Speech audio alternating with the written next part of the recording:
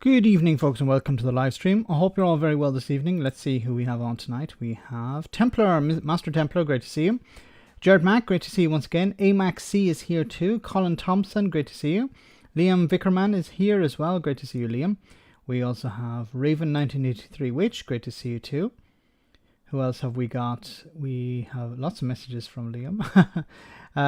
Colin is here. We also have the Antisocial Socialist, great to see you. We have John O'Sullivan, hope you're well, John.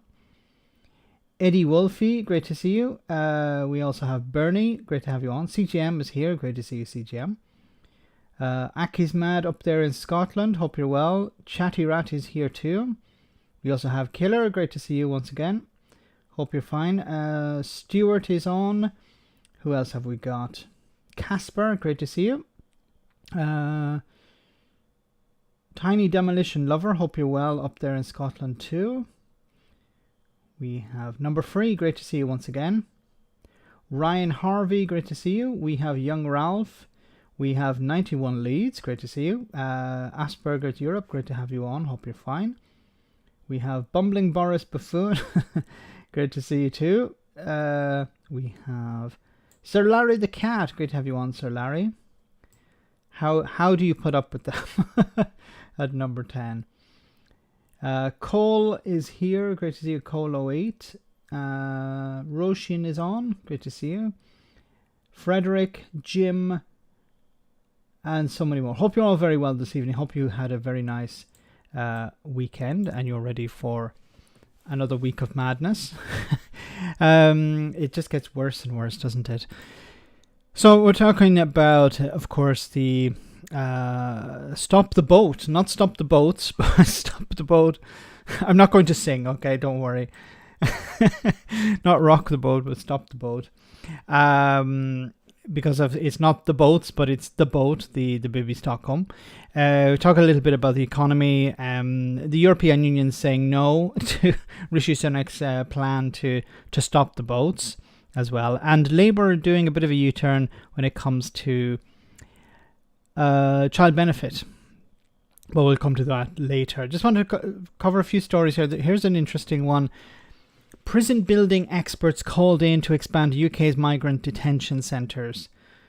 Oh my goodness. So hotels didn't work, so they tried army bases. That didn't work. So they tried cruise ships. That didn't work. So they tried a barge. That didn't work.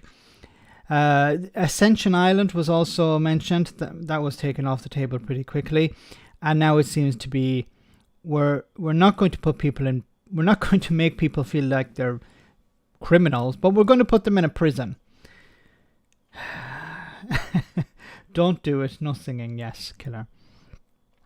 The Home Office is looking at expanding into detention centres sites at Manson, Bexhill, and Yarlswood. Bexhill is very interesting because it was actually used, the name was used in a film called Children of Man. I think it's Children of Men or Children of Man. Dystopian movie about social collapse anyway. But refugees were being put inside a detention centre in Bexhill. I forget who the protagonist is. Clive something. Really, really good movie. Very, very dark.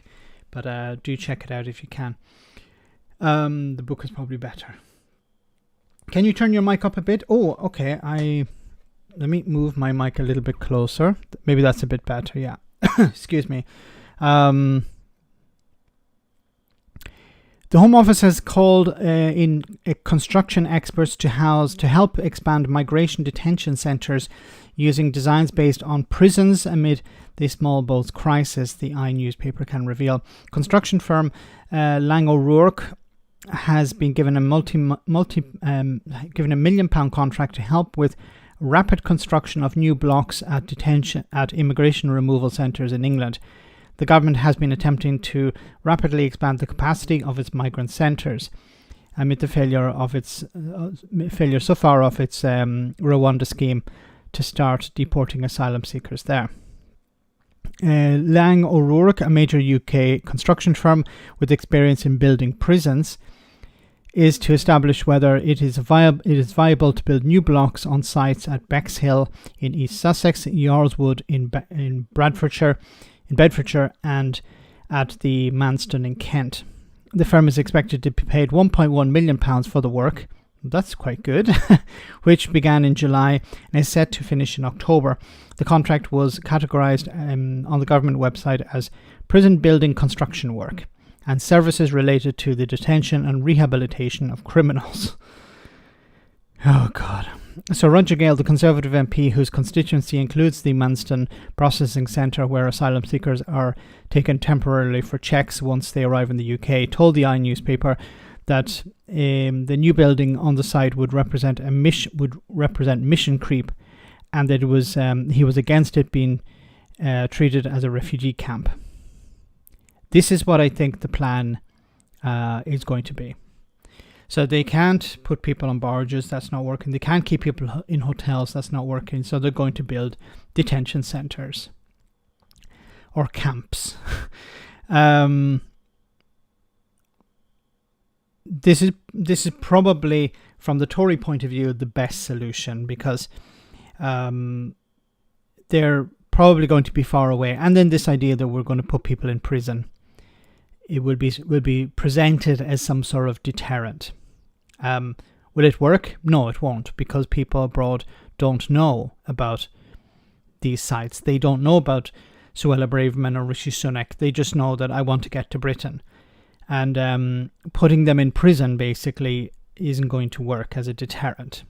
But I think the idea of moving people out of hotels and off barges will probably win them some support with the far right, even because they're seeing that these plans are not working. Rwanda's not working, the barge is not working, the hotels aren't working. So I think many of them would be happy to see detention centres built like prisons and people loaded into them. But once again, this is going to be extremely expensive. Like, just the consultation is 1.1 million. To actually build these would cost billions, I imagine. And where's this money coming from? It goes on to say in the article, according to the contract, Lan O'Rourke will be expected to consult with the Home Office on the production of blueprints for the sites plotted out, and number of buildings, number of stories, and approximate total square footage required. Lang O'Rourke is one of the major construction firms that has been rewarded a joint £1 billion deal in 2021 to build 4 new adult prisons in the UK. It is the largest privately owned construction company in the United Kingdom and is involved in some of the biggest building projects, including Everton FC new stadium. The firm was recently appointed to work on His Majesty's Prison Full Sutton project, a new £400 million prison, which used the same designs outlined in the immigration removal centres. So this is what how the prison designs have been previously used. So this is what the prison looks like. The detention centre would probably look something like that. So we're going to put people in prison. Wonderful.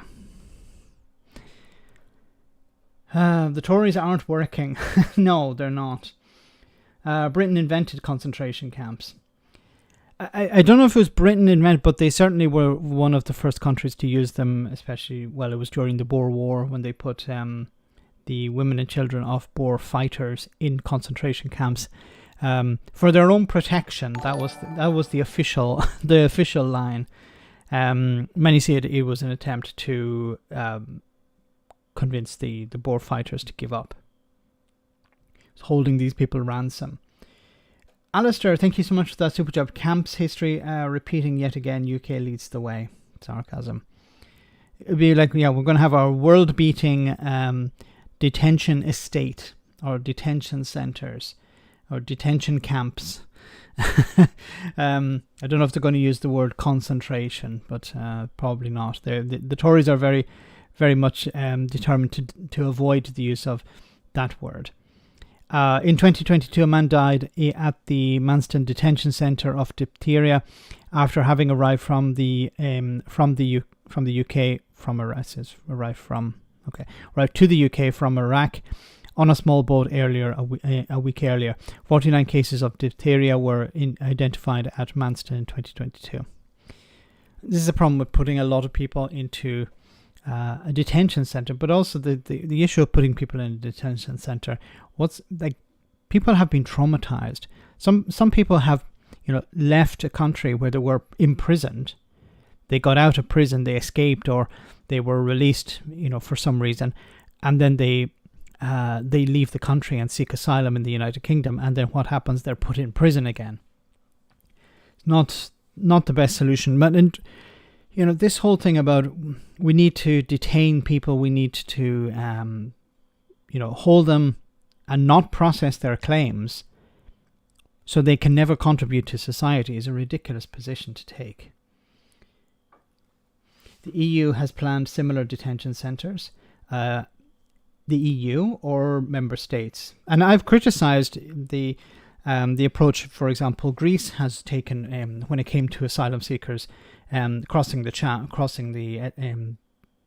sea, crossing the Mediterranean. There have been cases of the Greek Coast Guard pushing back boats, and that's completely unacceptable. So when you say the EU, I presume you mean some countries in the EU.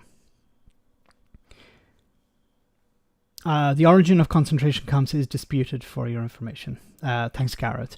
Yeah, so as I said, I believe that Britain was one of the first. I'm not sure if it was the first. Thanks, Gareth. Only Scott, welcome to the stream. Good to have you on. Thanks for that super chat. Processing claims quicker is the only real answer. Yes. Because you can then allow people to work. You can allow people to rebuild their lives. If you process their claim faster, you can also deport people who have failed. But in most cases, people stay because their claim is valid, according to the Home Office. So when you hear all these right-wing politicians and commentators saying the vast majority of these people are, military-age young men who are coming just to take jobs or whatever. Well, the Home Office, when they process asylum claims, provides people move on to refugee status in 70% of cases. So the Home Office believes that these people are legitimate in most cases. So I don't know how Nigel Farage or Ben Habib or whoever can say no, the majority of these people are illegal. How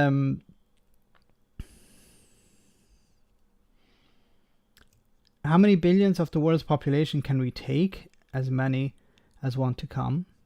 The vast majority of people in France who claimed asylum are claiming asylum in France. It's a small number that eventually get to the United Kingdom. And when it comes to the camps in Calais or around Calais, these are people who want to get to Britain. They don't want to claim asylum in France. And the UK doesn't have a returns policy. So, anyone who voted for Brexit, they must be happy with this. They have to be happy with this. Staying with this topic, it says here, Rishi Sunak claims holding asylum seekers on barges such as the BB Stockholm is about fairness to UK taxpayer. Okay. So when £37 billion was handed over to Dido Harding and nothing was clawed back, when many businesses during the pandemic defrauded the taxpayer, Rishi Sunak's response was, well, it's too expensive to try and go after these people, so we'll just write it off. But when it comes to the barge, he's all on board about, no pun intended, about fairness to the taxpayer. Rishi Sunak argued the government's approach to dealing with people crossing the channel was fairer for the taxpayer by putting asylum seekers up in hotels, as he defended the government's decision to accommodate migrants on the BB Stockholm barge. But it cost more to put people on the barge. And the most people that have been put on the barge so far are something like 39 people. So you have a massive barge designed to hold 500, actually designed to hold 250, and you have 39 people on it. How is that cost effective? Even some people have done the calculations, and they said that the actual benefit is either nothing or very, very little having the barge. So then it's not a benefit, but that's if it's at full capacity. And it's never been at full capacity since it arrived and for use. What has happened here is that it's right that we go through all the checks and procedures to ensure the well-being and health of the people being housed on the barge. No, that's not true, because when you discovered that there was Legionella detected, you still put people on the barge. But taking a step back, what is that about? This is about fairness. It's about the fairness. In fact, the British taxpayers are forking out £5 to £6 million a day to house illegal migrants in hotels up and down the country. But they're not illegal. If they were illegal, you could deport them. Like, even Rishi Sunak can't use the right terminology. These people are not illegal migrants in hotels. They're asylum seekers. Now, you can't determine whether they're illegal, but not even that's a term. But you can't determine whether their asylum claim has been proven false or is illegitimate, is null and void, until you actually process the claim. But you haven't processed the claim. Like, it's really bad that the Prime Minister is using this type of language. Like, leave that to 30p Lee Anderson. Alistair, thank you so much once again. Sunak still has a US green card. What is it with, racists and bigots are like, yeah, we don't want foreigners in the country. We want people like Boris Johnson. And we want people who are loyal to Britain, like Rishi Sunak. Anyway, in his comments, Sunak referred to illegal migrants. There we go. Being put up in hotels, but the latest Home Office figures show that the majority of people arriving on small boats have genuine cases. Was this a mistake by Rishi Sunak? Of course not. He knew the language he was using. He knows that these people are not illegal migrants, but he's using it to whip up anger towards them. David McGuinness, thanks so much for that super chat. Make sure to check out Indie Truck Davies, the Two Davies YouTube channel. The saving for the barge was £5,000 a day for 500 people. And it was 37 people instead. Thanks for that, David. Also, Random Scottish History is on the stream, so on the chat, so do check out her YouTube channel as well. Thanks, David. But it's like 5,000, so the saving is £5,000 a day when it's at 500 people full capacity. And it's never been anywhere near that. And I doubt it will ever actually get to that, because, how do you put people back on this barge now? Like, you can do the checks. It's going to take probably a month to do these checks at least. And then when you have the checks done, you say, yeah, everything's safe now. All you're waiting for is, another outbreak of something. This type of barge is not designed to hold huge numbers of people for a long period of time. You're just waiting for a disaster to happen. 39 people were removed. 39 were removed from the Bibi Stockholm on Friday after Legionella bacteria were discovered on the vessel on Monday. A dispute between the local council, Home Office contractors and government ministers over who knew what and when is continuing. I still find it really strange that the Home Office didn't know straight away. It's possible they didn't know. But if they didn't know, then this is a serious breakdown in communications and somebody needs to be fired. But where has Suella Braverman been since all of this? No, isn't it strange? It's one of her favourite policies, and she hasn't been seen for 2 weeks? She hasn't done an interview long before the Bibi Stockholm was beginning its use. Sounds like interment without trial. Well said, Claire Sweet. It definitely does sound like that. We're going to put you in prison. What crime have I committed? You haven't committed any crime. We're just putting you in prison. And don't complain. So what did Rishi have to say about that? Well, let's hear from the Prime Minister now. He's been visiting a hospital in Hertfordshire, but he's been speaking about migrants. Look, what's happened here is it's right that we go through all the checks and procedures to ensure the well-being and health of the people who are being housed on the barge. But taking a step back, what is this about? This is about fairness. It's about the unfairness, in fact, of British taxpayers forking out, £5 or £6 million a day to house illegal migrants in hotels up and down the country, with all the pressure that puts on local communities. We've got to find alternatives to that. That's what the barge is about. That's why we're committed to it. But more fundamentally, we've just got to stop people coming here in the first place illegally. That's why one of my 5 priorities is to stop the boats. We've passed tough new laws that when they come into force will enable us to do that. And we're already seeing numbers this year are lower than they've been in previous years. That's the first. Because of the weather. It's not because of your policies. What policies? Like, you can't say, well, the numbers are going down because of our policies, but our policies are going to kick in sometime in the future. Well, which is it? First time that's happened. Look, I know there's a long way to go on this, but I am determined to fix this problem, and we are making progress, and people can be reassured that we will keep at it. There's been a social media trend for young people gathering to allegedly steal from shops in London, in Oxford Street. Okay, well, that's for another discussion. Ah, my goodness. So, Rishi.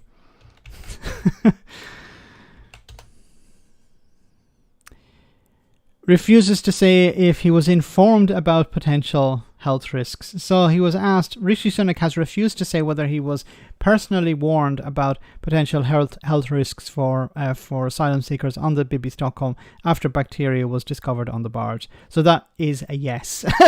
He was informed, and now he's saying, no, I knew nothing about it. Well, he won't answer the question on whether he was informed or not. Who books the hotels? Who chooses where they stay? Richard Turner, thanks so much for that super chat. As far as I know, the contracts are given out by the Home Office.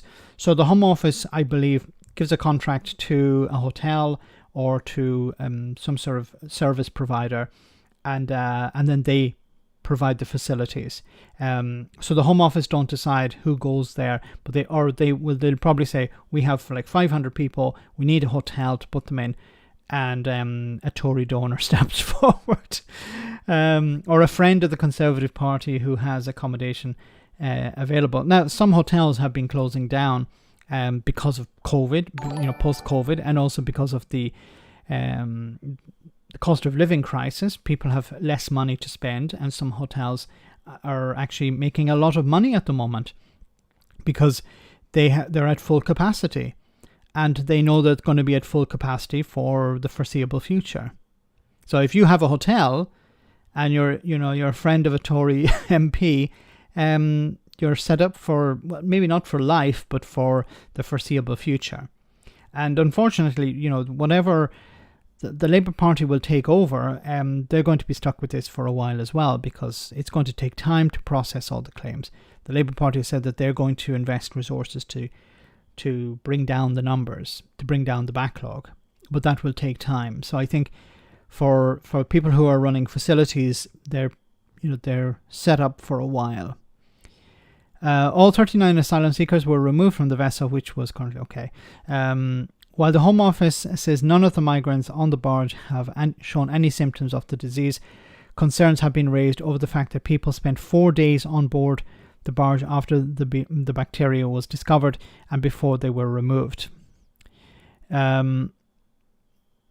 Sunak was informed about the presence of Legionella on Thursday. Asked whether he was personally warned about any of the risks, Mr. Sunak avoided the question and said, what has happened here is that blah, blah, blah, blah, blah, blah.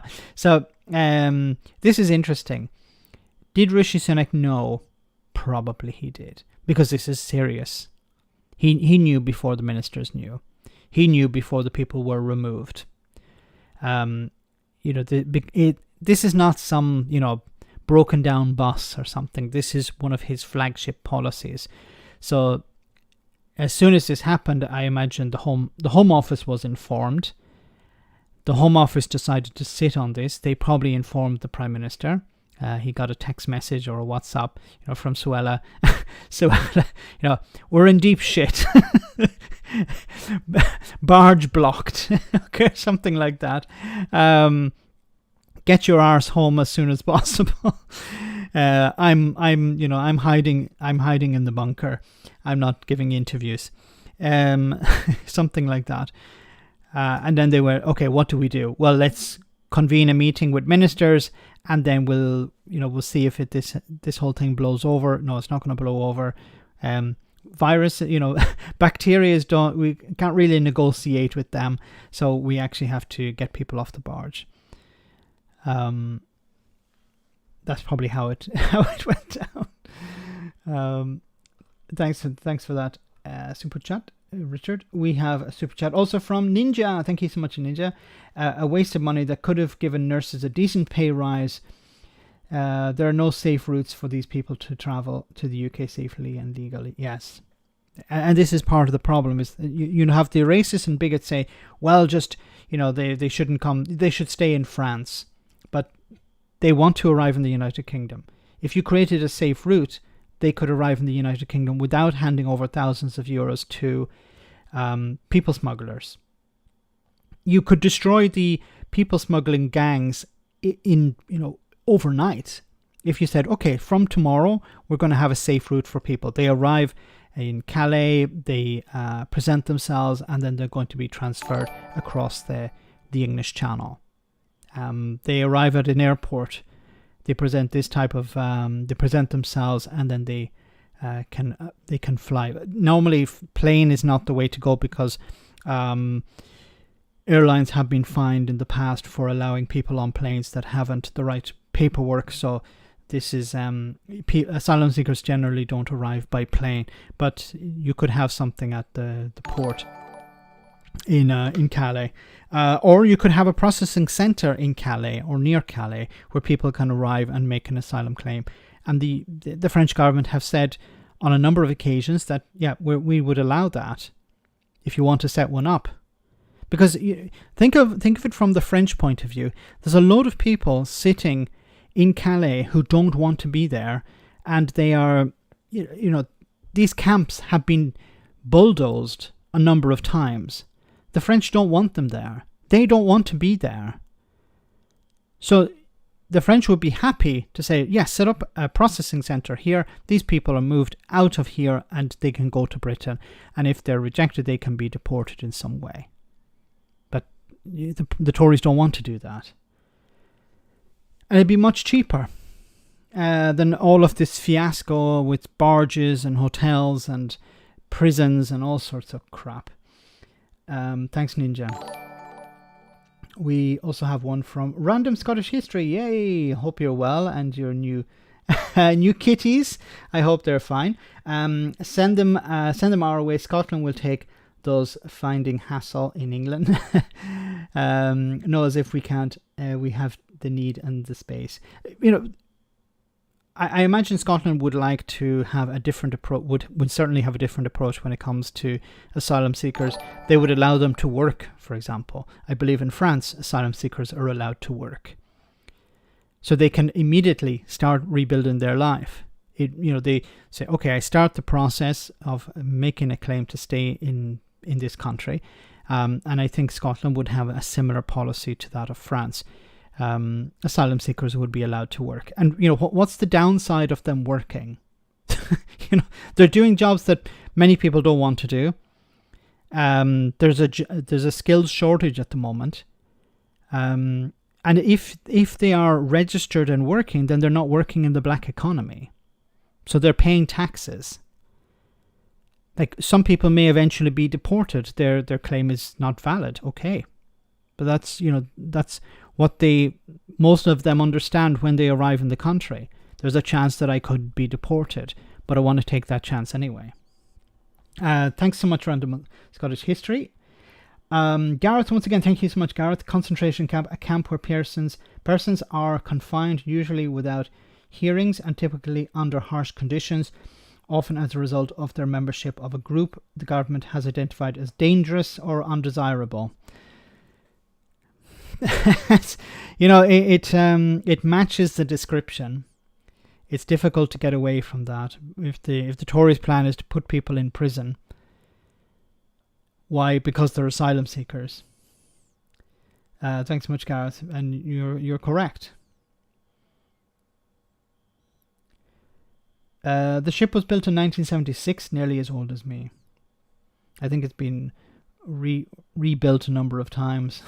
I hope it has. I hope it's up to scratch, up to standard necessary.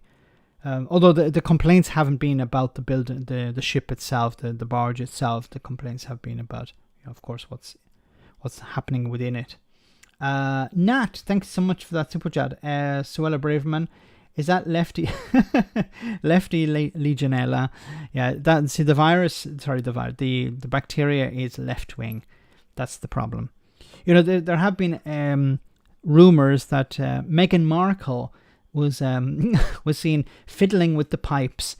Maybe it was her that put it on board, in order to embarrass, I don't know, somebody. I don't watch it very often. I probably watch it more than most people on the stream. But GB News is obsessed with Meghan Markle for some reason. She was wearing some sort of anti-stress thing, and they were making fun of her. She carries her baby in a particular way. They'll make fun of her. If her sister-in-law, Kate, done exactly the same thing, they would be worshipping her. It's disgraceful. And then they have all these royal experts on, or somebody from the Daily Mail or the Sun or whatever, just on to criticize Meghan Markle. You can sort of understand why Prince Harry doesn't want to spend much time in the UK. His wife is constantly hounded by these headbangers. David McGuinness, thank you so much for that super chat. I want to thank your viewer who will help David and I raise money for funds for food banks, cross-channel viewing at its best. Wow, yes. So for people who don't know, David, the revenue that David collects from his channel, he uses it to he uses a lot of it or all of it. I know he uses some of it for food banks. So he helps with the food bank, and that helps the people in the local community. So it's a wonderful thing that David is doing there. And let's hope that in the future food banks will become a thing of the past, because unfortunately they're necessary at the moment because so many people are struggling with the cost of living crisis, which is of course a direct result of Tory policies. Even though the Tories are not running the government in Scotland, of course Scotland and Wales and other parts of the United Kingdom are struggling because of the Tory government in Westminster. The Scottish government is limited in what it can do. It doesn't have levers on all. It doesn't have the necessary levers to deal with things like this. Thanks so much, David. GBB is the National Bullying Channel. Well said. There's another story here I wanted to... As the number of migrants crossing the channel grows, the barge to house them remains empty. 39 asylum seekers were evacuated on Friday night after just a few days, following an outbreak of Legionella bacteria. Now in hotels, those who were on board are speaking out.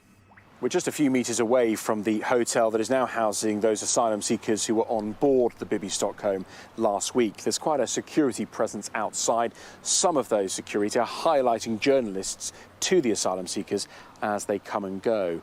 One of them didn't want to appear on camera, but was willing to give us his reaction to the Legionella outbreak. "We bathe with it, we drink it," he said. "I feel so bad, especially because on the news they said they took water samples, but instead of waiting by for the result before putting people on there, they just put us on there. It's like we don't matter. They should have been so sure it is habitable. Why not wait for the result and be sure everything is okay? We are being treated like less than animals. They are endangering us. I'm worried about becoming ill. Here I'm alone. I don't have family." What was the point of this? What was the point of putting people on the barge if you knew that it wasn't safe? Or at least you were waiting for you should have waited until the results came back. But I think there was pressure on the Home Office, maybe from Number 10, or there was pressure within the Home Office. Just get these people on. This barge has been sitting there. The news reports are saying that nobody has been put on yet. What's the delay? Just get people on, and then we'll get the results after. We try to hope. We hope that this is just down to incompetence and not evil. But sometimes it can be. It can be difficult to identify which path the Tories have taken. We're about halfway through the stream, guys, so I'm just going to take a short comedy break. Hope you enjoy this clip, and then we'll be back with more of this in just a jiffy. Hope you enjoy it. News to hear that our dear leader Rishi Sunak is back from his holiday in Fantasyland and is ready to take charge, take control, assume responsibility, hold the fort, take command, preside over, take the reins of and stand at the helm of this wonderful country again, which is great, isn't it? Isn't it? Fantastic. Yes, it's great. Okay. Dame Priti Patel takes aim at government's alarming and staggering lack of clarity over plans to house asylum seekers at Essex RAF base. Oh, she's back. A dame this time. Former Home Secretary Dame Priti Patel has accused her former department of being evasive and secretive over how long it plans to use former RAF base to house asylum seekers.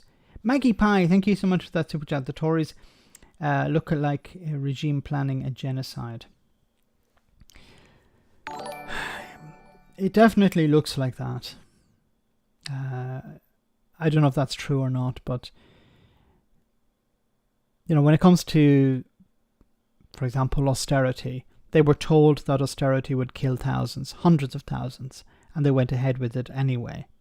And what was the benefit of austerity? There was no benefit. Yeah, the richer people in society got richer while everyone else got poorer. But there was no benefit, just a massive cost to society. Thanks so much, Maggie. Hope you're well. In a letter to her successor, Suella Braverman, and the Immigration Minister, Robert Jenrick, earlier on Monday, Dame Priti, just call her Priti Patel, wrote that the lack of clarity over how long the government plans to use asylum seekers, how it plans to house asylum seekers at the former base in Wethersfield, Essex, has been alarming and staggering. The site near Patel's Witham constituency has been earmarked to house 1,700 asylum seekers by the autumn as part of plans to reduce spending on hotels, with the first residents having arrived in July. RAF Wethersfield is one of a number of former military sites earmarked for asylum seekers, along with Bibi Stockholm barge, which was evacuated on Friday after Legionella bacteria was found in the water supply. And there's nothing to say that this wouldn't be found in the Air Force Base either. In a letter posted to X, formerly Twitter, the former Home Secretary said that when it was announced on the 29th of March that the site would be used for asylum seekers, the length of time it would be used was not stated. She said reports that the site would be needed to be used for 5 years to achieve value for money for the taxpayer was concerning, and said no clarity has been provided in subsequent discussions between Home Office officials and local partners. So I don't know if she actually cares about this or not, but probably her constituents are putting pressure on her to do something about this. Look, you used to be the Home Secretary. Why aren't you doing something about this? We don't want this detention centre, for a better choice of words, in our area. So this RAF base. And we saw with like Nigel Farage saying about, we need to protect this piece of heritage and stuff like that. Political X, great to see you on the stream tonight. Hope you're well. But, Priti Priti Patel comes out of the woodwork to add her 2 cents. But there is growing pressure, of course, on the government to do something. And the Air Force bases, the RAF bases, military bases are not really that popular. But the government don't really have much choice, because they're not, if they don't bring down the numbers, then they have to house people somewhere. And barges are sort of out of the question at the moment. BBC Stockholm, Rishi Sunak still has confidence in Home Secretary Suella Braverman despite Legionella discovery. So she's still in her job, and she'll probably hold on to her job. Look, she's going to hold on to her job because Rishi Sunak is spineless. I'd be surprised if she's sacked. She won't be sacked, but she could be in trouble at the next reshuffle. So it's believed that he'll do a reshuffle before Parliament sits again, and she could be moved out of that position, moved to a different department. But see, the thing is, she still has a lot of support within the right-wing section of the party. Not so much MPs, and a number of MPs, far-right MPs within the Conservative Party, are moving against her. But I think with the party members, she's still extremely popular. And if you look at the public reaction to all of this from the right are not criticising Suella Braverman. They're criticising lefty lawyers. They're criticising the Home Office, the staff at the Home Office, the civil service. They're criticising the government, but they won't criticise Suella Braverman. So Sunak probably still believes that she's an asset in some way. She's not. She's completely incompetent and useless, but perhaps she still has enough support within the party membership to keep him afloat, in a sense. Barge could be renamed Cruella Paradise. Well said, Welly. Labour will just do the same. Look, when it comes to Labour, and I'm not defending Labour so much here, but when they take over, they're going to have to... the barges may not be still in use, because this, I think, is the end of the barges. Because you could clean up the barge, sanitize it, everything, and you could have another outbreak of something, 2 weeks after you pile all these people in. So, and the government have probably been told about this, but I think they were hoping that, well, we could get a few months out of this barge, and then if there was an outbreak, then we could do something about it. But they were not expecting trouble from the very beginning. They probably thought, yeah, we're going to have some problems with it, but it maybe be after a year or after 6 months, at least get some use out of it for PR reasons, for PR purposes, and then we can just ditch it. but they had to ditch it, a few days after people were put on board. So it's extremely embarrassing for her. But the Labour Party will have, whatever the Labour Party take over, it's going to be a disaster. And they're claiming that they will bring down the backlog in 6 months. So for that 6 month period, they're going to have to house asylum seekers somewhere. I don't think it'll be on barges, but it could be on these RAF Air Force bases. It could be on military sites. It could be in hotels. It probably will. It's a poison chalice that the Labour Party are taking over. Anyway, sticking with the asylum issue, but also bringing in the EU. EU denies reports it has rejected UK deal to return people who cross Channel. So this is a strange article, strange story, because so it seems that Rishi Sunak reached out to the EU to help him fix his problem with asylum seekers and immigration. And allegedly the EU responded by saying, get bent, as Bart Simpson usually says. Just get lost, we're not interested. But now the EU have rejected that they have rejected. They've denied that they've rejected, but they probably have. It says here, the EU has rejected reports that it is not open to a new deal with the UK on returning people who have crossed the Channel after a leak of purported discussions between London and Brussels.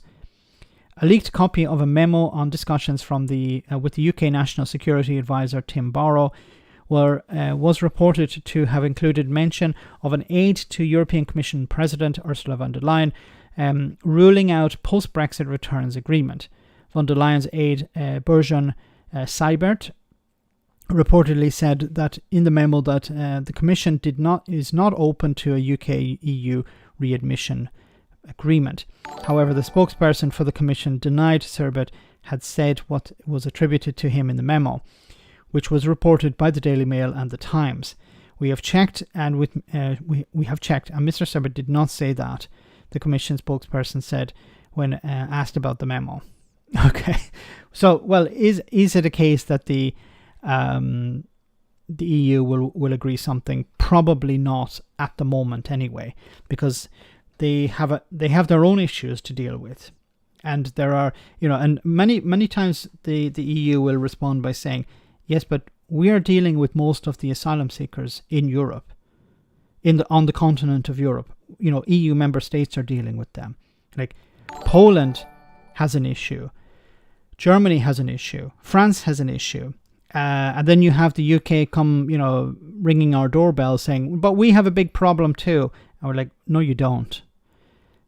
So, since Brexit, in many ways, the EU have decided, look, we don't want to talk about this anymore. We want to move on from Brexit.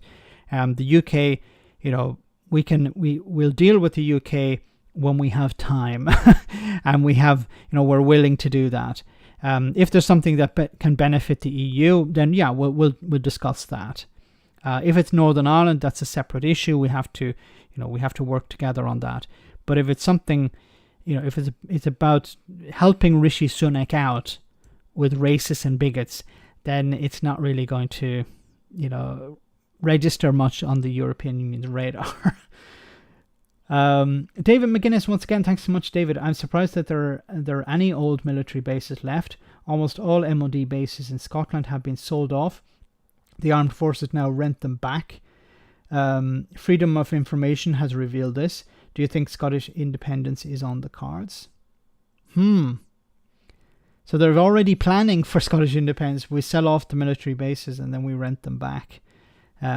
Because if they, we can't, it'd be difficult to sell them after Scottish independence.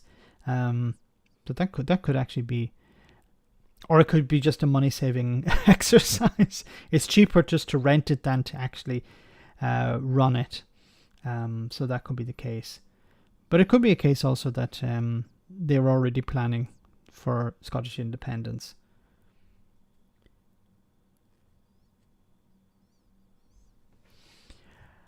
Thanks so much, David. That's a very interesting point. It'd be interesting to discuss that further.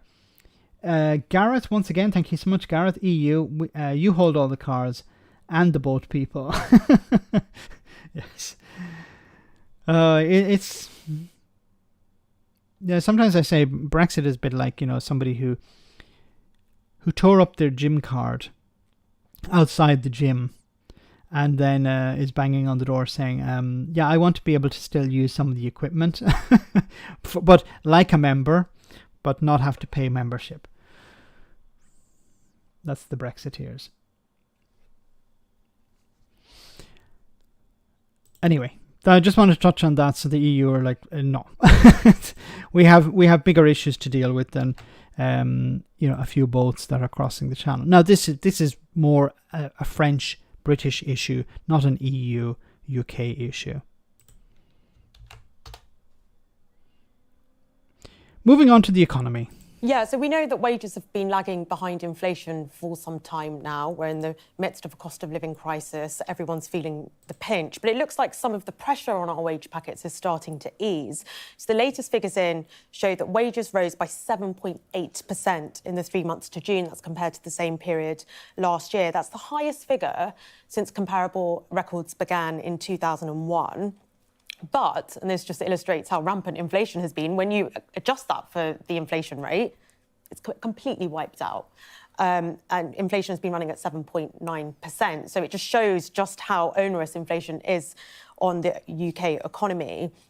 But that being said, we are getting data out tomorrow on inflation, which should show us that the headline rate of inflation actually fell to 6.7%. So very soon, very shortly, wages could be outstripping inflation, which is good for our living standards.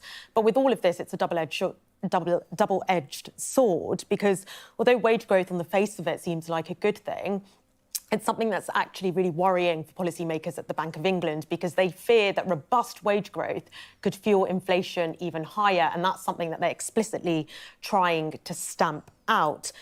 And then what did the Bank of England do when they believe that inflation is being driven by higher wages? Which it's not. But if they believe it is, of course, they're going to drive up interest rates. And they're expected to increase interest rates in September to above 6%, which is going to drive more and more people who have mortgages into arrears, maybe eventually foreclosures. And this is going to put pressure on renters, people who are renting properties where there is a mortgage on that property.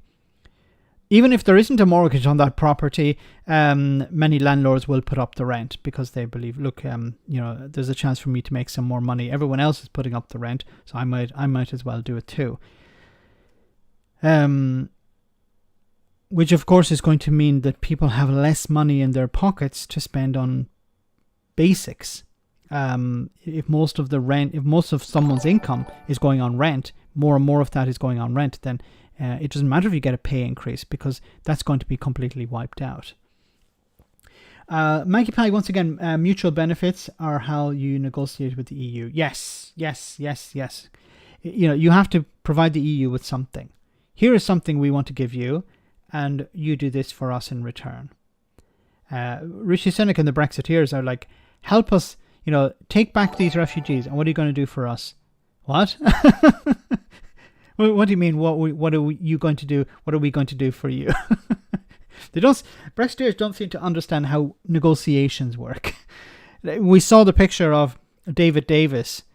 The famous picture of David Davis arriving at the very first negotiations between the EU and the UK post Brexit, and he didn't even have a pen and paper with him. Like it's all up here, up in his head. He doesn't need to remember. He doesn't need to write anything down. Not David Davis. And you would imagine somebody like that would be so embarrassed that they would never be heard of again. But he's still an MP. Still writing articles for newspapers, I believe. Brad, thank you so much for that super chat. Can Britain afford large pay increases? Discussing this, we have... yes, I saw this as well. Discussing this is an MP on £86,000 a year, a journalist on £150,000 a year, and a CEO on £5 million a year. Well said, yes. And that's how it is. I've seen so many videos in the past when it came to the minimum wage in the US, for example, and you'd have some business owner or corporate, somebody from, I don't know, Walmart on saying, no, we can't increase the minimum wage because, it'd put us out of business. And the people discussing, wage increases, of course, are the people who are not affected by them. Not affected by inflation or anything like that, or the impact is minor. It's like the CEO, the governor of the Bank of England, who's like saying, yeah, we need to bring down inflation. People need to tighten their belts, as he earns £500,000 a year. That's his salary. Of course, I'm sure Andrew Bailey has investments, and he's earning more than £500,000 a year. So it means that we're likely to see another rate rise from the Bank of England. We've already had 14. They haven't fully worked their way through the economy, but they are starting to take their toll. And that's really illustrated by the unemployment rate, which today rose to 4.2%. Well, the latest figures today show that it rose to 4.2% in June, up from 4% in May. So that just shows that the squeeze that interest rates are having on the economy, leading to a rise in unemployment. And it's interesting is that, if you talk about wages going up 7.8%, it seems like a lot on the face of it. But, overall inflation, when we look at things like food inflation going up as much as 16% over the last year, you can see that it still means people don't have that much in their pockets. And of course, food inflation impacts the poor in society the most, while the richer in society can absorb this extra type of inflation. This type of inflation, sorry. So in reality, it's not so much 7%, 8%. It's more like 20% in some cases. A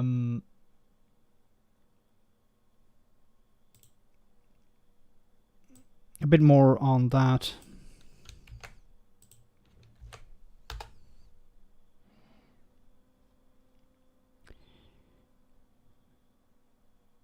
Where was it? Here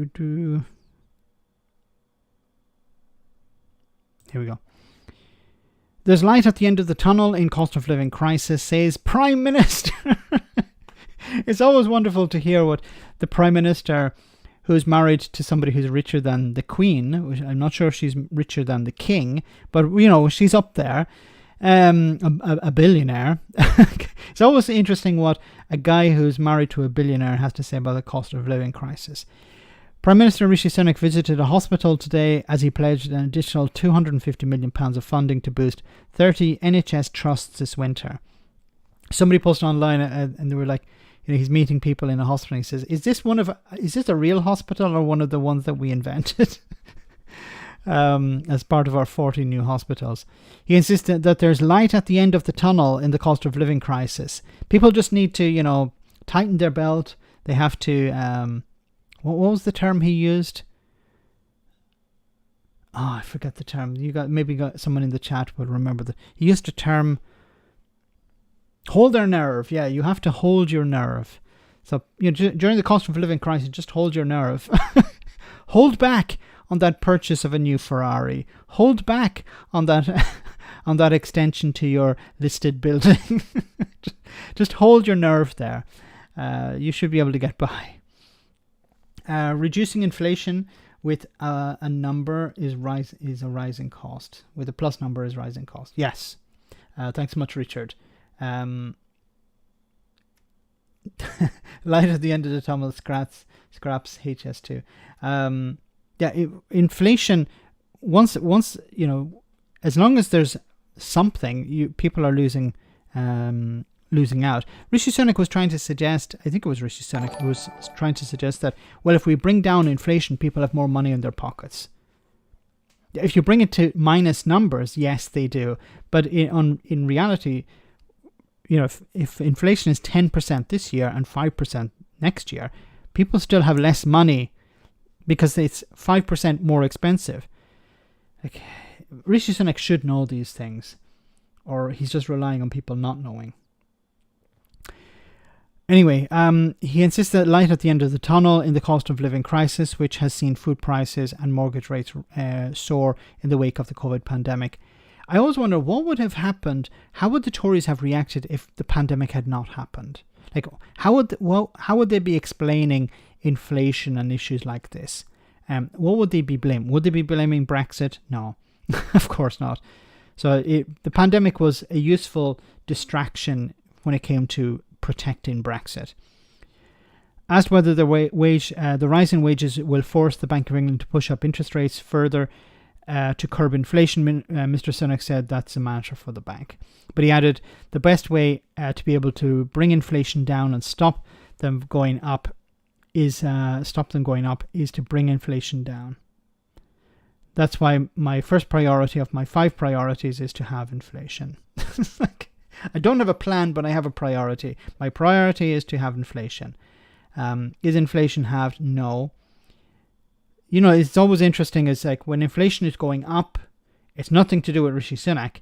But if inflation comes down, it's everything to do with Rishi Sunak. We're making progress. The last set of numbers, we've showed that inflation is falling faster than people expected. We've got work to do. We've got numbers tomorrow, but it's important that we stick to the plan. The plan is working. What is the plan? If it's to drive the economy into a recession, then it's working. The plan is working. I think there's light at the end of the tunnel. If we get through this, people will start seeing the benefit in their bank accounts, in their pockets, as inflation starts to fall. He's at it again. He's at it again. You'll see the benefits in your pockets as inflation falls. Well, the benefit it will be you'll have less money in your pocket. Once again, he doesn't understand how inflation works, or he's pretending not to understand. This guy used to work at Goldman Sachs, so of course he understands how inflation works. But it's like, yeah, we're going to reduce inflation, but prices are still going up. But you're going to have more money in your pocket.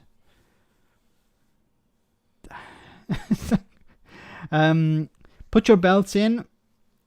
This time next year, my wife will be richer than Bill Gates. Well said, Peter. That's Rishi Sunak. Was it £12,000 he paid for a meal at Disney? 12 grand for a meal. And it wasn't like for everyone in the room. I think it was just him, his wife, and his two daughters, I think it is, or his kids. 12 grand. Like, what the hell did he buy? What the hell? Does anyone know what was on the menu? If it was that Star Wars place, that's an absolute rip-off, because it's really expensive. You pay something like $5,000 to stay like 3 days or something like that. It's $5,000, or maybe it's for a week, but like you stay in a place. Like, it's not a cruise ship or something like that where you travel around the world, or but I saw some of the things like, no, this is just insane. And it's all the new stuff. It's none of the old stuff. I prefer the old stuff. There's no Han Solo or Luke Skywalker, really. Anyway, sidetracked. Spoiler alert, the tunnel is a long torch. Thanks, guys. No. Well, we lost the stream for a moment, but we seem to be back on board. Not sure what happened there. YouTube messing about. Hopefully everything is okay again. Thanks much, Garrett. In case I got lost, in case you lost me, so Garrett says, spoiler alert, the tunnel is a long torch. Nico, thank you so much for that super chat. Are they building the guillotines yet in Parliament Square? No, they won't do that, unfortunately. The plan is just to grumble a bit and hope for the best. You know, when I said about Brexit, the protests against Brexit, or not against Brexit by the public, but the sectors that were most impacted by Brexit, the farming, you could say, and the fishermen, the ones who were promoted and were used as a promotion for Brexit. I'm trying to say, you know, for farming it was presented as a massive win for them. For the fishermen, you had Nigel Farage, you know, courting them on a weekly basis. What was their protest post Brexit when they realised they were thrown under a bus or under a tractor or under a boat? They were keyhailed. How's it when you're dragged underneath the boat? They did nothing. The farmers organised a little protest in a town. The fishermen drove down a few trucks in front of Parliament and then turned around and went back. That was it. I always said, you know, if the farmers, they should have, you know, taken a leaf out of the French farmers' book, you know, dumped a bit of, you know, manure outside, I don't know, Jacob Rees-Mogg's house, one of his many houses, or maybe Nigel Farage's house, or maybe just, you know, put it on top of Nigel Farage himself. I don't know. You know, I really didn't understand why these people didn't make a real protest, considering that they were lied to. Pumps, thank you so much for that super chat. 250 million for hospitals now, 1.6 billion for infected barges. I think his Acabus is broken. Yes. You know, it's, wow, we're going to spend 250 million for hospitals. And here's 1.6 billion for a barge that's not working. That's not actually going to be used. Somebody made a lot of money. And the NHS isn't that. Thanks so much, Pumps. Hope you're well tonight. Oh my goodness. Let's move on from that. So I mentioned that a Labour Party may be doing a bit of a U-turn. Maybe because of the SNP.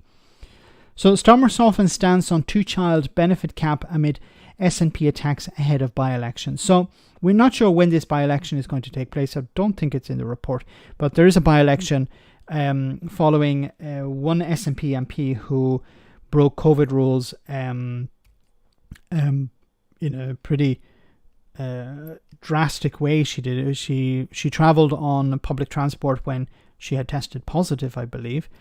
Anyway, she refused to resign, and then she's been removed, and there's going to be a by-election. So, of course, the seat was held by an SNP MP, so they would like to hold on to that seat, but Labour see a chance of winning that seat. I've got a boat if anyone needs key hauling. Nice. The lefty boater, great to see you once again. Thanks for that. Yeah, keep it handy. It may be needed sometime in the future. Margaret Ferrier, yes, that was her. So Keir Starmer has appeared to soften his stance on keeping the two-child benefit cap if Labour wins the next election, as he fights off SNP attacks ahead of a key by-election. The Labour leader was speaking earlier today at an event with Scottish Labour leader Anna Sanwar at the Ruttinglen Town Hall in South Lanarkshire ahead of the by-election due to take place in the autumn. I believe maybe in October. Sir Keir provoked widespread anger in Labour and the SNP circles in July when he said he would not scrap the controversial policy that restricts child tax credit and universal credit to the first two children in a family, with few exceptions. Mr. Sanwar has previously spoken out against the policy and has been found to have punished an additional 20,000 children in Scotland. Have pushed an additional 20,000 children in Scotland into poverty since it was introduced by the Conservatives in 2017. Wonderful policy. Let's deal with child poverty by making children, pushing more of them into poverty. Speaking at although the policy is not about dealing with poverty, it's about just punishing poor people, because they're the ones who rely on it. Speaking at the In Conversation event earlier today, Sir Keir and Mr. Sanwar denied that there were any divisions between them, and Sir Keir appeared to soften his stance on keeping the controversial policy, saying if Labour enters government, it will ensure welfare policies operate more fairly. I'm not sure what that means. So is this him dropping the policy? Well, it's not popular in Scotland, and it's actually toxic in Scotland, this policy. It would damage Labour if they were seen to support it.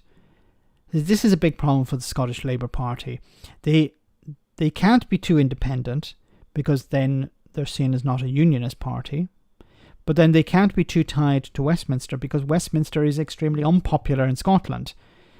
So they have to walk this very difficult tightrope.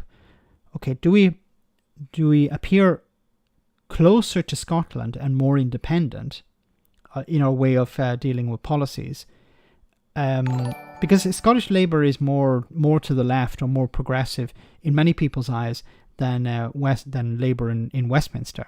And that's difficult for the Labour, and it's also it may be difficult for a Labour government, because if Labour win a number of seats in Scotland, it will be because of progressive policies. I don't think it's a case that people will be voting for Labour, because I think there'll be some tactical voting going on to keep the SNP out, but people will be expecting a continuation of progressive policies under Labour. But if Westminster don't do that, then I think it's going to damage the brand in Scotland. Wolfpen, thank you so much for that super chat. Absolutely disgusting that what Starmer had to say about the two-child policy. Yeah, I really don't understand why they're going ahead with that. It seems that he's going to maintain the policy. Now, he said here, well, we want to have a fair policy. Okay, what does that mean? He didn't say we're going to drop it. So, I think he's trying to help Scottish the Labour Party in Scotland, because they know that it's a toxic policy, and if the Westminster Party is seen as supporting it, it's going to harm their chances in Scotland. So Starmer said, "Okay, I'll throw you a bone. I'll say, I'll help you out here. I'll say, well, I'm going to reconsider it, or all options are on the table." I don't know if that's enough, and I think the SNP will jump on those comments by saying, well, this isn't him condemning the policy. So this could harm the Labour Party's chances in Scotland. Now, if the SNP hold on to the seat, this would be damaging to the Labour Party. This was an opportunity for them to win the seat, and it'd be a great boost to the current SNP leader.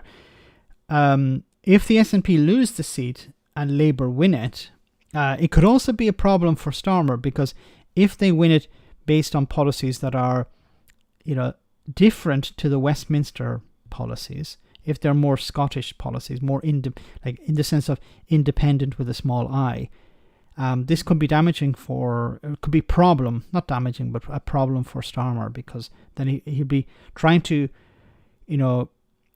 run two parties at the same time instead of one party.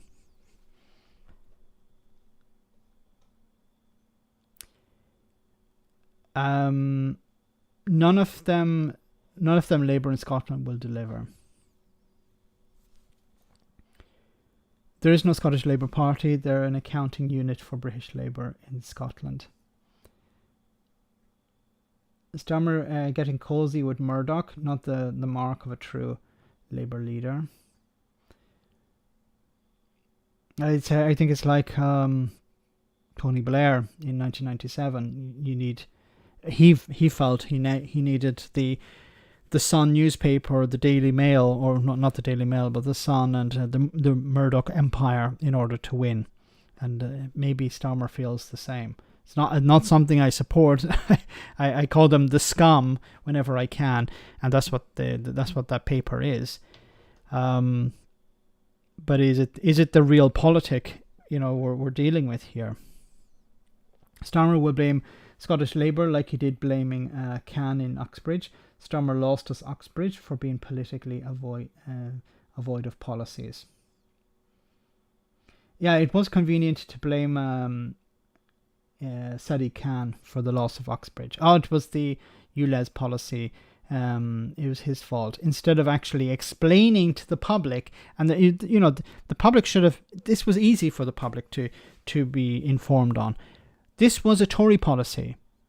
This was Boris Johnson's policy. So you can't blame Sadiq Khan for the expansion, because Boris Johnson introduced it, and the Tory government demanded the expansion of the ULEZ in order to get access to funding for Transport for London. So it's not. Why the hell didn't the Labour Party say that and dampen the support that the Conservatives would get? It was like, at the end, it was like 400 votes. They won by 400 votes. But the problem with the Labour Party when it came to that was like they were completely mute when it came to the response. They were like, we'll just say nothing. And, sometimes saying nothing will work, but sometimes saying nothing plays into the Tories' hands. And I think the Uxbridge by-election was a perfect example of that. Max, you may want to read the antisocial socialist was just saying now. So you may want to read what the anti-socialist was saying now. Antisocial socialist. Let me have a quick look. Thanks, Mithril.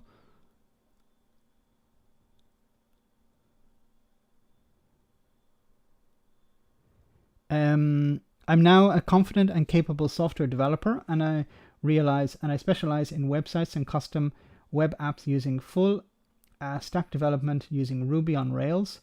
If you need any help with any project. Oh, thank you so much for that. I may be in touch. Maybe one of the. I'll find a way of contacting you, or you can find a way of contacting me.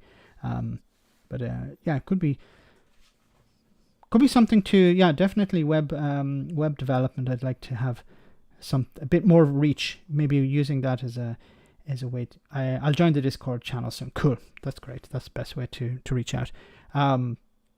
Thanks for that, Mithril. Very kind of you.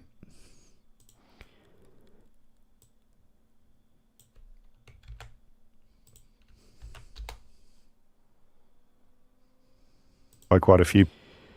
So here is our old friend James O'Brien talking about Keir Starmer. So he says here, we have to remember Starmer is trying to get elected in a country where people regularly post laughing emojis on stories about drowning refugees. James O'Brien exposes the ideology of monsters and bigots backing Tory migration policies after the Biggie Stockholm barge debacle. People yesterday suggesting that the refugees on the Bibby Stockholm, or taken off the Bibby Stockholm, should be put back on and gassed. And that's not abnormal now.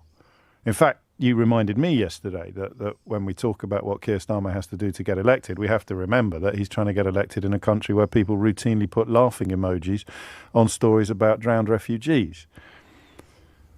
I think it's getting worse, but only through that very specific window. I see stuff that makes me wince, but then I remember that the person who's done it is literally trying to make me wince. Not me personally, although there are a few of those on social media, but just that's the reaction they want. They want the approval of fellow monsters or bigots or whatever word you prefer, homophobes, racists. But what they really thrive on, I think, is the disapproval of the decent. It's a sort of, I suppose, in a way, it's the social equivalent of Remainers' tears. You've got nothing to celebrate except the unhappiness of other people. And that's really probably the closest that the current Conservative Party under Rishi Sunak has got to an ideology. We just want to break things and hurt people.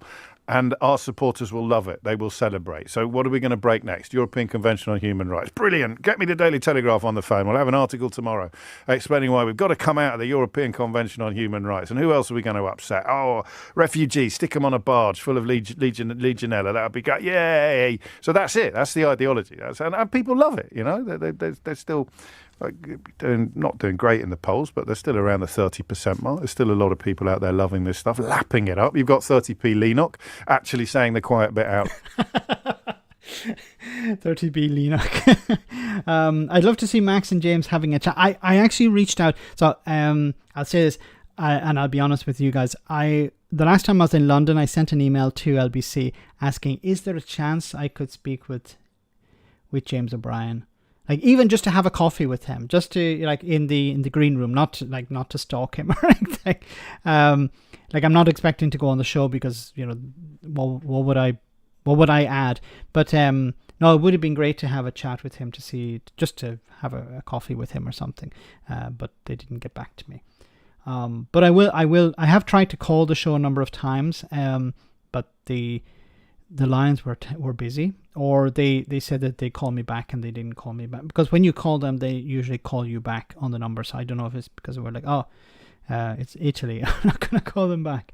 I'm not great on the phone, so if you guys are waiting for me to call in and be wonderful and witty, it's not going to happen. But it would be great to see. I'd love to meet him. I'd love to have a chat with him, because one of the reasons I have this channel is because of James O'Brien, because of the things he was saying during the Brexit saga. Loud when he says we've got nothing to campaign on, so it's all going to be trans and culture wars. No DLC, you're right. That's how I get his attention. And there are people, if it wasn't for social media, you probably wouldn't realise that they walk among you. They'd just be numbers on an opinion poll. There are people who love it, who lap it up. I remember the bloke. Do you remember the bloke when we talked about Trump a million years ago? And he rang in and said it out loud. Said, I know he's lying, but I love how much he upsets people like you and Sadiq Khan. What have I got in common with Sadiq Khan when it comes to Donald? Oh, we both think he's a disgusting racist clown. Yes. So the people who don't like disgusting racist clowns are your enemy. Why might that be? ...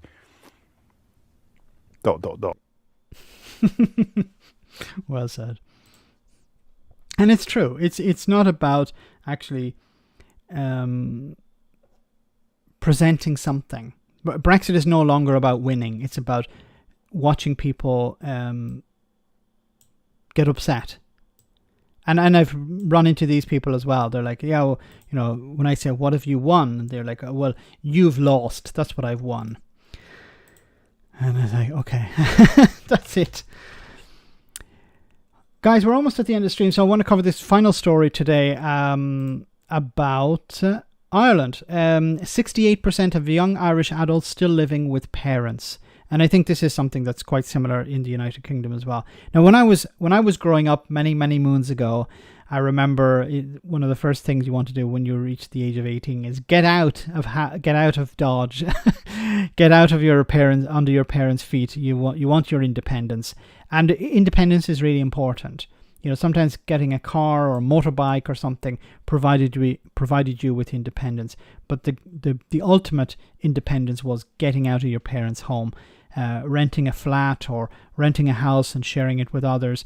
You know, for most people, even when I was younger, it was practically impossible to buy a house. Now it's become no longer practically; it's just impossible to buy a house. But of course, more and more young people are going to stay with their parents because they can't afford to buy a house or save up enough for a mortgage, or they can't even afford renting. It says in the article from the RTE, the state broadcaster, more than 2 out of 3 young Irish adults are still living at home last year, according to new data from Eurostat, the statistics office of the European Union.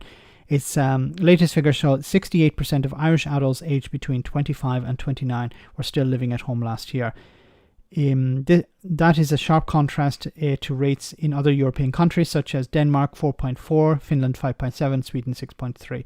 The EU average is 42%, so Ireland is well above the average. I imagine Italy is above the average as well, but that's more a traditional thing. The figures also presented via a series of quizzes in Eurostat's Young Europeans tool, which allows people aged 16 to 29 years old to compare themselves with other young people on the continent. Commenting on the figures, Labour leader and spokesperson on housing, Ivana Beck, said, "Today's figures reveal the stark social consequences of the housing crisis, which represents a lived reality for too many of our young people. Unaffordable rents and skyrocketing house prices have meant that young people are living at home with their parents for longer, putting off big life moments like living independently or moving in with friends or a partner, and this generational crisis is getting worse." I don't know how this can be resolved. I don't know if it can be resolved, because it requires even if house prices were to drop by 10%, it still wouldn't be enough for many people to get their own, to buy their own property. You know, and for many people, it's so much, rents are so high that, you know, it's eating into their disposable income, and then they're realizing, is it worth it? Is it actually worth trying to save up money to buy a house? Is it worth trying to get a mortgage? Is it worth any of this? Is it worth renting even? Maybe it's better just to stay at home with my parents. And of course, this changes society. You're going to end up with a different society if this continues. Is this positive? I don't think so, because, you know, one thing is to spend the weekend with your parents or to spend some time with your parents, but most young people, they need to be independent. They need to be out on their own.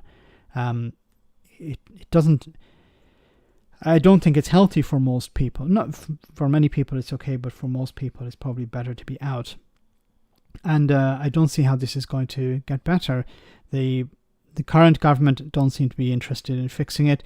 Future maybe future Sinn Féin government, I think they don't want to rock the boat too much. They may bring in policies to deal with landlords who are taking advantage of people. They may introduce new legislation or new funding for social and affordable housing. But unless they go down the Austrian model, unless they adopt the Austrian model, I don't think anything is really going to change. 17 December next year, too long.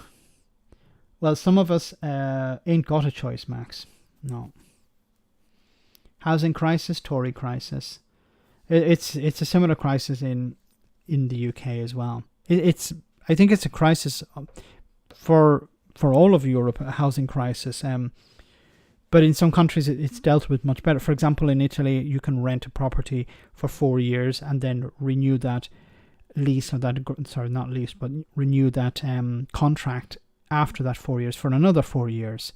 So technically you can stay in a property for up to 8 years and not have this sort of Damocles over your head where you could be kicked out at any moment. It's very difficult to remove people from a property in Italy for landlords to do that.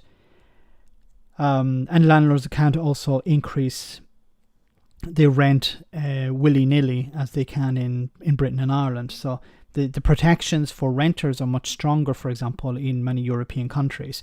That would be one step in the right direction. We would get rid of a lot of slum landlords, but something has to be done.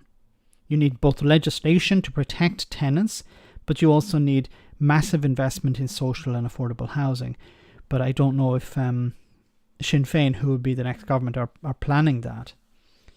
They're saying they're going to do it, but are they actually going to do it? No fault evictions, same in Germany, Max. Yes, you can't. So a no fault eviction, Section 21, I think it is in Britain, where landlords can say, look, I'm selling the property, out you go. And then in some cases they don't sell the property, they just increase the rent under a new tenant. You can't do this in Italy, so there would have to be a reform of that. But a big problem in Ireland is many of the TDs, many of the members of Parliament are landlords and they don't want to change what's going on. So, if the politicians have a conflict of interest, and many of them do, it's going to be very difficult to change things. Shame on the Irish government failing young people. I know a student from Belfast paying €800 for a single room in Dublin, sharing kitchen and bathroom with 8 people for €800 a month. It's robbery. And you're starting to see all this sort of, because the regulations are so weak or not being enforced, you're seeing all these crazy pictures online of bed sits, so like rented out for $1,000 a month, where you have to share the bathroom, or you have to, it's a room that used to be part of a normal house turned into an apartment. And in many cases, you don't have windows, or you don't have a fire exit, or it's a death trap, or it's just really, really small, and you have like the the bathroom in the living room and stuff like that, the toilet in the living room, or you have just a tiny little sink and a hob, and that's described as a kitchen. €800 in a single room in Dublin is actually cheap. No fault evictions are not problem when you have enough housing supply. Well said, yes. If people say, okay, well, I'll just go somewhere else.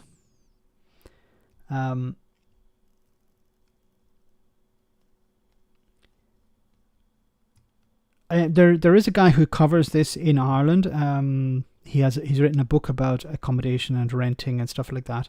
So I'd love to get him on the Sunday roast, or maybe just do an interview with him, because I think it'd be interesting to get his perspective of like what's happening at the moment, but what can be done to fix the problem. So guys, we're almost at the end of the stream. I want to say thank you so much for everyone who came on tonight. Thanks so much for the super chats, greatly appreciated as always. Thank you so much to the moderators for doing a wonderful job. And well, if I don't see you, well, I'll see you on Friday, I hope. Same bat time, same bat channel. Have a great week, but before we go, we have our one for the road, so I hope you enjoy this. Colin from Portsmouth is on the line. Hello, I knew Colin. the French were behind this. French are behind what, Colin? Legionnaire's disease, a French illness. Right. They planted French bacteria on a British boat holding asylum seekers because they can't bear the fact that we got Brexit done. Lee Anderson was right when he said migrants should F off back to France. He should have said it about French lung infections and all. That would be 2 groups effing off to a place they're not from, Colin. We cannot deal with small boats if the microbes are against us. No. Woke bloody molecules. I tell you, tell you, Anthony, I don't know if we should be worried about diseases when housing people fleeing from war zones. Well, Colin, if we start worrying about that, we'll have to start worrying about the terrible conditions we let landlords keep their flats in, threatening the health of the poorest in society. Yes. We'll have to start worrying about the lack of housing and mental health services we provide for our armed service veterans. Absolutely, we'll Colin. have to start worrying about the fact that we dangerously undernourish 4 million children in this country. Colin, you've hit the nail on the head. I think you've struck something here. Colin, what are you going to say about that? Sunak, I'm begging you, yes. Send that Legionnaires' disease back to France and send them the message that we will never surrender. Okay. Anyway, I've had a lovely time. Thanks for having me on. Love to the family. Love to the family, Colin. Love to the family. Suella's gone quiet. I hope the French haven't got her too. Wow. I love this channel. It's wonderful. So guys, the exploding heads. So guys, have a great week. I'll see you on Friday, same bad time, same bad channel. As always, take care and good night.